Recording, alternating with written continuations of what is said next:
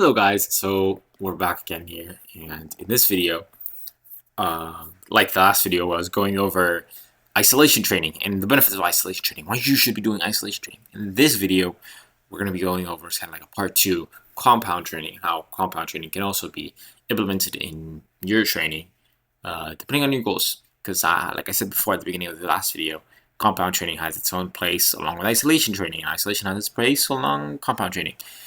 Both forms of training should be used or should be thought about when looking at what you want to be doing, depending on your goals and how you use them. So without further ado, let's get into the video. Alright guys, so when we're going over compound training, the main utility that we get from compound training is how it saves us time.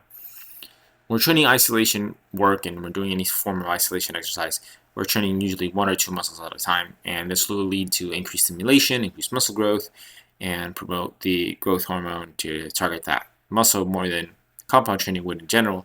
But this typically is to a small effect. I'd say if you do isolation training, maybe you're getting 100% of the amount of potential that you have in that one muscle. But if you did compound training, you'd probably only be getting like 80 or 90% of muscle growth, which is still good. Because what compound training allows you to do is it allows you to train a boatload of muscles at once. So instead of just having a really big jacked upper body, have a pretty big jacked upper body with also a pretty big jacked lower body, and you don't look completely imbalanced, and you kind of look freaky if you have that, you look that way. Some people look that way with tiny calves. Like you guys might have seen videos online. There's these guys who have huge bodies and then these tiny itty bitty calves because they just don't train them. And that's also very important.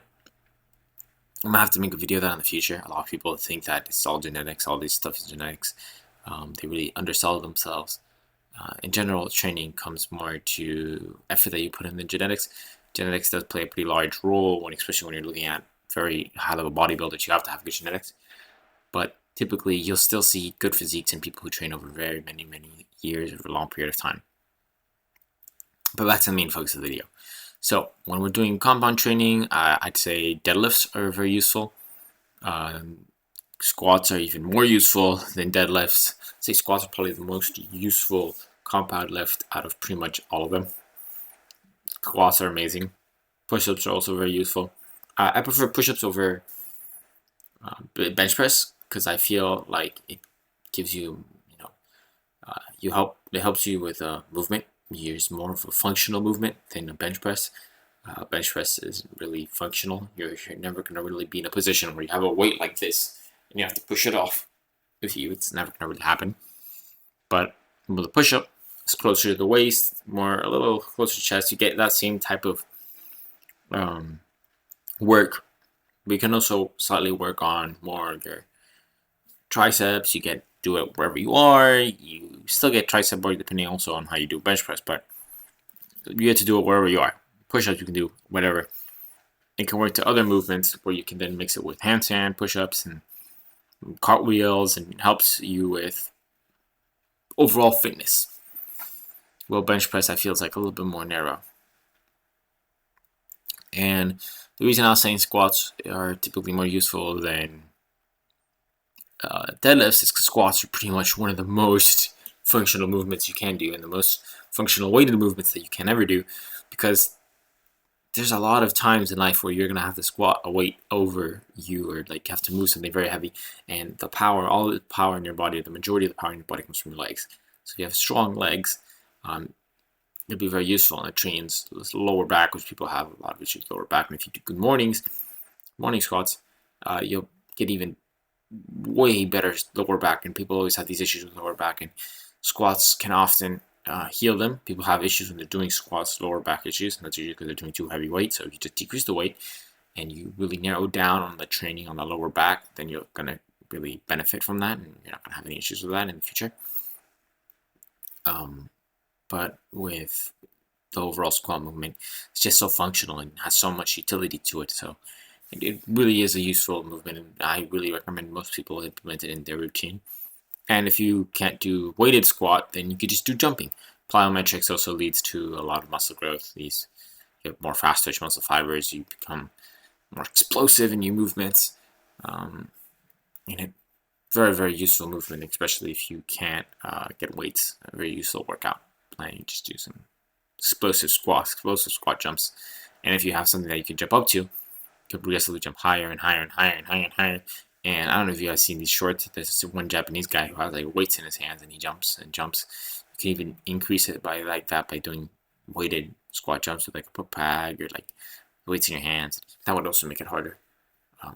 Very useful movement. Now, the reason I was saying before that deadlifts aren't the most useful is because deadlifts really strain a lot of your muscles, and it's one of the most taxing exercises in terms of fatigue. It builds up a lot of lactic acid, and it doesn't have the same. It has a lot of muscle growth. It promotes a lot of muscle growth, but it doesn't have the same types of effects as narrowing it down just a little bit more.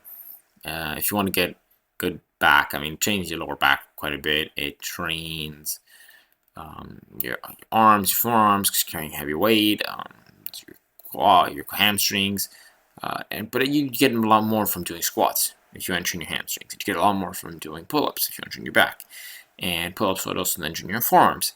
So it would be much more useful if you train those other movements instead of training deadlift.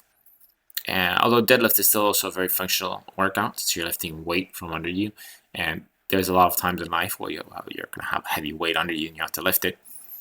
I feel in general, especially if your goals are for aesthetics, you get more, more of your money's worth if you put your focus on training separate workouts, like the pull-up and squat. You get more out of it. Plus, you'd also be training other muscles too, and I mean, it just makes more sense to train 30 minutes. Those other movements, 15 each. You train 30 minutes of deadlift. You get more out of it. So overall, that's pretty much it for today. Just remember if you're really trying to get a workout quick and done, compression movements are very useful. I mean, compression movements, compound movements are very useful for getting your workout done quick. They still give you a large portion of your muscle growth. They promote muscle growth, I'd say about 90% efficiency compared to, let's say, 100% efficiency when you're doing an isolation movement. So as long as you're training correctly and you do your own research, you'll figure out which compound movements are the best for your goals and whatever you're trying to do. And I already gave some examples on different compound movements and how you can use them. So I hope you guys liked it. Thanks so much for watching. And I'll catch you guys in the next one.